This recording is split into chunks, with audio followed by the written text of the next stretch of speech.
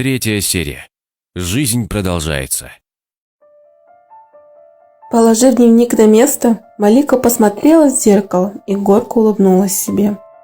Взяв свою сумку, медленно присела на кровать, доставая из сумки купленные таблетки. Девушка наткнулась на бумажку, которую нашла утром. «Вы хотите стать счастливыми?» – прочитала написанное. «Может, стоит позвонить?» – подумала она. «Может, и правду надежда умирает последней». «Здравствуйте, на связи Мафтуна. Чем я могу вам помочь?» Из-за приветливого и доброго голоса Малика растерялась. «Вы знаете, я хочу покончить с собой», – тихим голосом сказала Малика. «Вы знаете, если вы считаете это нужным, то пожалуйста». Голос Мафтуны бодро прозвучал в телефоне. «Если хотите, то я могу вам помочь. Только не забывайте одну вещь. Жизнь продолжается, и ваша скорая смерть ничего не изменит. Но если послушаете меня, то, возможно, ваша жизнь изменится в лучшую сторону».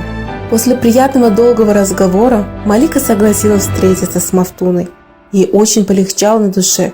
Отключив свой телефон, она достала свой дневник и написала, что наконец-то нашла близкого человека, для которой она не безразлична и интересны ее проблемы и переживания.